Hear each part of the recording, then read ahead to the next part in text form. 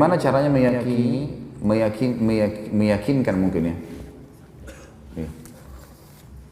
muslimin dan muslimat mengenai faham-faham para ulama yang sering menjadi panutan, yang mana harus kami benarkan dan harus menjadikan panutan kami. Ulama, teman-teman sekalian, terbagi-bagi.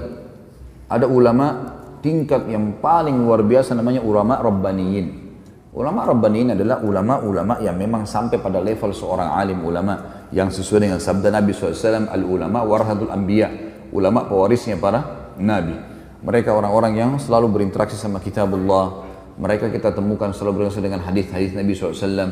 Selalu kalau penyampaiannya qala Allah, qala Rasul, tidak pernah dari pendapatnya sendiri, dinukil Al-Quran dan Sunnah dari kisah para sahabat, dari para tabi'in yang dikenal dengan salafil ummah. Ini ulama-ulama rabbaniyin. Dan kalau antum mau jadikan sebagai contoh saja, ini contoh. Kalau antum pas umroh, kalau saya lagi bimbing umroh, saya selalu mengajak jemaah laki-laki, dan karena jemaah perempuan terpisah di musola perempuan.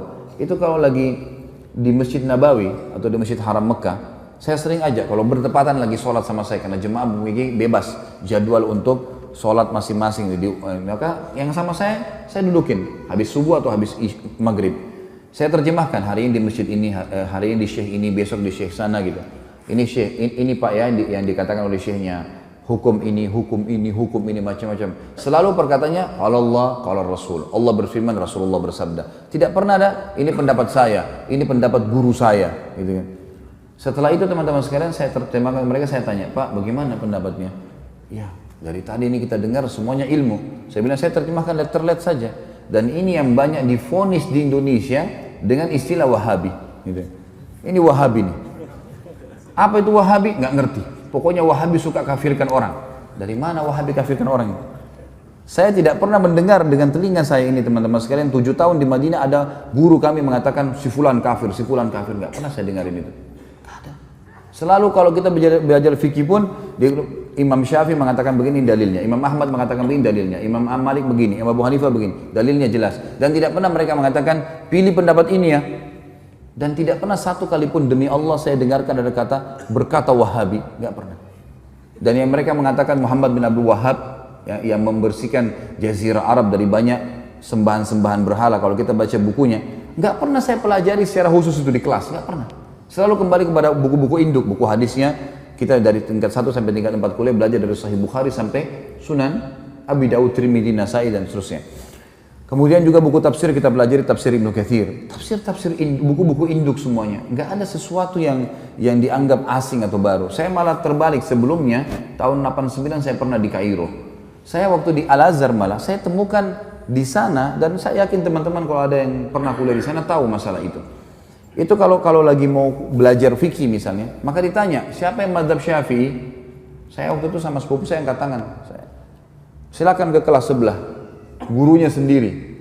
Siapa yang mazhab Maliki? Angkat tangan. Waktu itu orang-orang mazhab Maliki banyak teman-teman dari Afrika. Angkat tangan, kelas sebelah, gurunya datang, khusus materi fikih.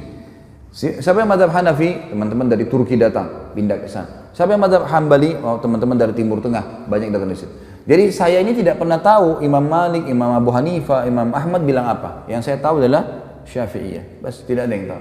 Di Madinah beda sekali. Beda sekali. Dan waktu saya masih sekolah waktu itu, tentu saya tidak berbicara sekarang ya. Saya bicara di masa saya. Mudah-mudahan sekarang jadi lebih baik. Kalau saya waktu sekolah di Mesir dulu itu, saya duduk di kelas. Di sebelah saya ada satu orang Komores ya, dari Afrika. Sebelah saya lagi sepupu saya. Ya, dari Makassar, sama-sama dengan saya berangkat, anak paman saya. Satu kelas ini ada 47 orang. Nggak pernah kami ketemu kecuali di waktu tertentu. Nah, di waktu tertentu, kadang-kadang cuma ada beberapa anak Turki datang atau beberapa anak Afrika lain datang. Tapi saya nggak pernah kenal wajahnya. Begitu hari ujian, baru kita kenal wajahnya nih. Penuh. Pada saat itu tuh kampusnya penuh. Kemudian pada saat itu juga semuanya pada hadir. Saya tanya, siapa kamu? Saya fulan. Di kelas mana? Kelas ini. Loh, saya juga di kelas itu. Kok nggak pernah saya lihat? Dia bilang, kami cuma datang waktu ujian saja. Jadi sepanjang tahun itu kerjanya ya cuma duduk-duduk saja di situ, gitu kan? Pergi ke bioskop, pergi kemana-mana, hiburan. Karena Kairo sama dengan Jakarta. Nggak ada bedanya gitu kan? Kehidupan di sana ya kehidupan begitu, bebas kan? Jadi saya melihat beda sekali antara kondisi yang ada di Saudi dengan kondisi yang ada di negara-negara Islam yang lain. Dan kita perlu terima fakta teman-teman sekalian. Kalau di Mekah tempat lahirnya Nabi SAW, wahyu turun di sana. Gitu kan? 13 tahun fase dakwah di sana. 10 tahun penyempurnaan Al-Quran dan meninggalnya Nabi SAW, dan Nabi masih punya rumah sekarang bisa dilihat, ada masjidnya di Madinah. Kira-kira masuk akal nggak dua kota ini dijadikan sesat oleh Allah? Secara akal nggak mungkin. Dan sampai sekarang saya bilang tadi, lebih baik secara rasional dipraktikin di lapangan, datangi halaqah-halaqah ulama itu dan dengerin dengan hati yang tenang, dengerin apa yang mereka sampaikan. Baru kemudian kita bisa menghakimi seseorang. Karena saya lihat ini di Indonesia banyak sekali isu sekarang selalu dengan Wahabi. Momok yang menakutkan Wahabi. Saya sampai waktu mau pergi ke Madinah, saya ketakutan dengan istilah Wahabi ini. Karena ada beberapa teman-teman ayah saya mengatakan, hati-hati di sana, ambil ilmunya tapi jangan jadi Wahabi. Ini ambil ilmunya tapi jangan jadi Wahabi, bagaimana ceritanya? Kan saya lagi belajar di sana. Jadi setiap guru masuk saya lihat, ini Wahabi. Apa yang dia mau sampaikan nih? Ini momok seperti apa? Sembeli lehernya orang, ini kafir, kayak sudah menakutkan. Saya waktu itu ketakutan sendiri. Setelah 6 bulan saya belajar, saya lihat selalu guru datang, qala Allah, qala Rasul. Allah berfirman, Rasulullah bersabda, dinukil dari Ibnu Abbas, dari Ibnu Umar, dari ini. Kisah semua yang berhubungan dengan para sahabat, para tabi'in, generasi emas. A'immah yang 4, imam yang 4 yang terkenal madhabnya. Karena sesuatu yang baru. Dan setiap kali guru-guru keluar habis meneraskan sebuah materi, pasti saya rasa iman saya bertambah. Terus apa ini masalahnya? Kalau ini yang selama ini divonis sebagai Wahabi, ini berarti keliru nih. Ada sesuatu nih. Setelah saya telusurin, ternyata istilahnya keluar dari mulutnya orang-orang Syiah.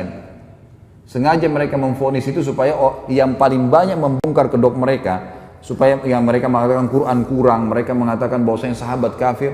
Ini adalah orang-orang yang ada di tempat lahirnya Nabi SAW dan tempat meninggalnya Nabi SAW. Pernahkah kita lihat teman-teman sekalian, pemerintahan Saudi sekarang merusak Masjid Haram dan Masjid Nabawi? Atau mungkin tidak mengurus rumah Nabi SAW, tidak mengurus Masjid Nabi? Terbalik, malah diurus, dirawat. Jemaah haji kalau masuk merasa tentram di sana, ibadah. Tentu saja pemerintahan semua punya kekurangan. Sudah saya sebutkan di sirah kemarin. Ingat teman-teman sekalian, tolok ukur kehidupan adalah masa hidupnya Nabi SAW di Madinah. Kalau di zaman Nabi SAW saja ada orang kafir, ada orang munafik, ada orang maksiat, dan ada orang mukmin. Di zaman Nabi SAW, apalagi kerajaan Saudi, apalagi pemerintahan Indonesia, apalagi semuanya gitu kan. Tetapi saya tetap mengatakan ulama ada di mana-mana. Ulama-ulama Rabbani ada di mana-mana. Artinya di Indonesia juga insya Allah mudah-mudahan ada di antara orang-orang yang kita anggap punya kapabilitas dan kapasitas untuk itu. Tentu bukan saya dan bukan antum. Ini ada orang-orang yang sudah sampai pada tingkat yang luar biasa dari ibadah mereka dan juga ilmu mereka. Mereka hafal Quran, mereka hafal sekian banyak hadis. Sampai Imam Ahmad mengatakan tidak akan boleh seseorang menjadi imam madzhab kecuali menghafal 50.000 hadis. Baru bisa dianggap sebagai seorang ulama rujukan. Makanya di zaman beliau-beliau banyak sekali kan ulama-ulama, tapi mereka belum bisa dijadikan sebagai rujukan karena memang dianggap masih sedikit. Kita kadang-kadang subhanallah baru bisa hafal 2-3 ayat, berapa hadis sudah vonis orang macam-macam, gitu kan. Kemudian ikut-ikutan terbawa arus mengkafirkan si fulan, menyalahkan si fulan. Kadang-kadang kalau diingatkan perbuatan, jangan akhi, ini Nabi SAW tidak pernah lakukan, ini bid'ah. Wah, ini Wahabi ini berarti. Padahal kalau kita ikuti pengajian teman-teman yang divonis Wahabi ini teman-teman, saya sering bahasanya ini di Jakarta. Sebenarnya kami ini yang sedang berdakwah, saya termasuk divonis gitu kan. Tapi biarlah vonisan ini, semoga Allah berikan hidayah. Seperti gini, ini masjid nih. Ini masjid sudah rapi warnanya, temboknya sudah bagus karpetnya. Setiap muslim yang datang, saya sebagai pengurus masjid mengingatkan, Pak, jangan dikotorin masjidnya ya. Jangan diubah catnya, gak usah diganggu AC-nya, urusan sudah rapi nih. Udah tinggal datang sholat, seperti itulah. Nah teman-teman yang buat bid'ah ini adalah orang yang seperti masuk masjid, coret sana warnanya, tambah-tambah yang lain lah, ubah-ubah ini, pencet-pencet AC-nya. Makanya diingatkan, jangan, agama sudah sempurna, hanya itu kok. Wah ini Wahabi. Wahabi apa ini gitu. Akhirnya umat ini kayak lari dari dakwah gitu. Gak boleh teman-teman sekalian, akhirnya ini memecahkan umat yang luar biasa, terpecah kemana-mana. Baik. Kalau diingatkan, antum mau dengar, alhamdulillah. Kalau antum merasa diri antum benar, fadhal, jalani. Kalau teman-teman ini misalnya diingatkan, jangan akhi, ini karena tidak pernah Nabi SAW melakukan. Enggak, tapi ini, fadhal, silakan. Tapi ingat, di muka bumi ini kita seperti orang yang sedang belanja di supermarket. Setiap orang di antara kita boleh pilih produk yang dia mau, tapi lewat kasir. Hati-hati. Kami mengingatkan supaya jangan salah. Karena kalau ada dalil, pasti udah diterima sama Allah. Enggak ada dalil, bimbang, paling tidak ragu, kan gitu. Dan masih tanda tanya, diterima enggak ya? Nah, kenapa harus jerumuskan diri pada hal itu? Orang yang masuk pada perbuatan teman-teman yang minimal syubhat, apa kata Nabi SAW? Halal jelas, haram jelas. Di antaranya ada hal yang samar-samar. Siapa yang menyelamatkan dirinya pada hal samar-samar? Boleh nggak ya? Siapa yang menyelamatkan dirinya dari hal samar-samar, dia telah menyelamatkan kehormatan dirinya dan agamanya. Dan siapa yang menjerumuskan dirinya pada hal yang syubhat, dia telah menjerumuskan dirinya pada yang haram.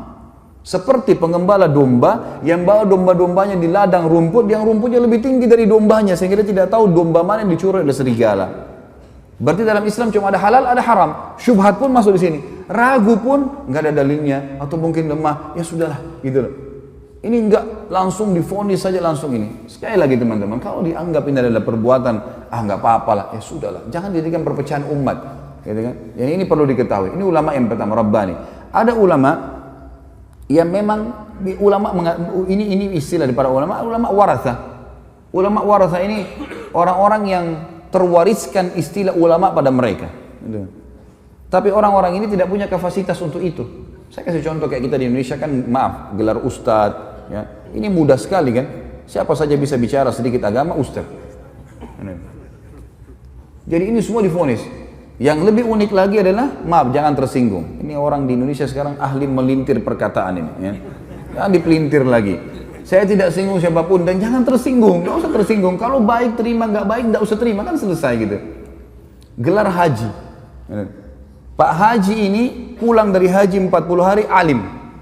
Dari mana alimnya nih? 40 hari memang di sana belajar, hafal Quran. Kalau kita lihat jemaah haji kita datang ke sana, tinggal di hotel, pergi sholat di masjid, dan kebanyakan nongkrong depan hotel, masih banyak merokok di situ, ngobrol-ngobrol. Pulang tiba-tiba jadi alim, dari mana ini disulap ini? Hah? Bagaimana caranya bisa tiba-tiba berubah ini? Dan kita vonis, oh ini berarti seorang alim. Yang banyak terjadi di Indonesia, dan ini kita sayangkan sekali. Kalau khatib tidak hadir, baik silakan Pak Haji gantikan. Tentu semua Pak Haji silahkan, tidak ada yang larang, asal dia punya kapasitas ilmu silakan. Tapi dia naik bicara. Banyak orang di Indonesia terjadi fakta. Ya. Kemudian dia turun dari mimbar, dia tidak mau lagi mengatakan tidak tahu. Semua tahu. Dan yang jadi masalah pengikutnya fanatik, walaupun salah. Nah ini yang jadi hal yang luar biasa. Ini namanya ulama waratha. Ada orang kakeknya kiai, ayahnya kiai, anaknya jadi kiai otomatis. Dari mana ini otomatis? Ilmu itu harus dipelajari, nggak bisa. Kan itu. Ada yang ketiga, yang terakhir, ulama su. Dan ini Nabi SAW sebutkan, akan datang nanti satu zaman di mana umatku dipimpin oleh ulama su, ulama yang buruk. Kok ada ulama buruk, apa maksudnya? Kata Nabi SAW adalah ulama yang memanggil umat ini pada kesesatan. Mereka diberikan julukan ulama, tapi mereka ngajak orang-orang untuk berbuat hal-hal yang dikarang-karang sama dia, buat cara ibadah sendiri, nggak butuh dengan syariat. Gimana caranya nggak butuh syariat? Kita butuh Al-Quran dan Sunnah, panduan. Nabi SAW mengatakan, telah aku tinggalkan kepada kalian dua perkara, kalau kalian berpegang teguh padanya tidak akan pernah salah selamanya. Kitabullah wa sunnati. Dan kita sayangkan sekarang memang banyak orang juga. Ini satu hal yang perlu kita garis bawahi, supaya kita paham teman-teman sekalian. Sekali lagi tidak menggurui, ya. Al-Quran dan Sunnah, semua sekarang sekte dalam Islam yang mengatakan saya Muslim, kemudian saya disebutkan kepada kelompok tertentu, kami juga punya Al-Quran dan Sunnah, gitu.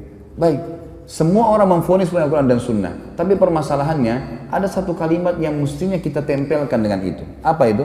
Sesuai dengan pemahaman para sahabat. Maksudnya para sahabat. Al-Quran turun kepada para sahabat, banyak ayat turun kepada para sahabat. Hadis-hadis Nabi SAW disebutkan di hadapan para sahabat. Berarti kalau kita kembali kepada tafsir, kita kembali kepada hadis Nabi SAW, lihat perkataan para sahabat. Itu yang penting. Kita sekarang nggak ayat Al-Quran kita vonis sendiri.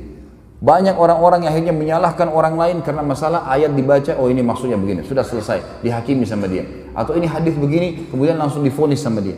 Padahal sebenarnya tidak kembali kepada pemahaman para sahabat. Ini yang Allahu alam, yang saya tahu akhirnya membuat umat ini banyak kemana-mana pemahamannya. Dan banyak di antara mereka mengatakan, itu kan zaman sahabat. Sahabat juga bisa melakukan, kenapa kita tidak? Tentu saja sahabat melihat Nabi SAW.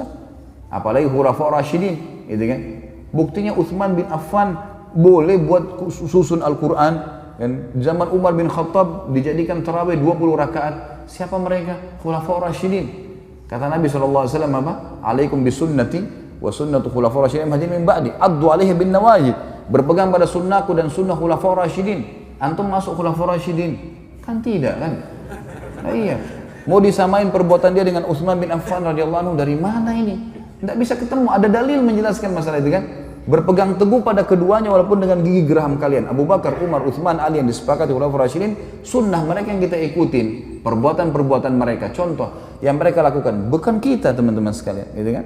Jadi kita harus jangan tarik, oh itu buktinya sahabat bisa buat, kita juga bisa buat, nggak bisa. Pada saat itu para sahabat ada, masih hidup dan mereka sepakati untuk itu. Ini yang perlu kita ketahui, Allahu a'lam.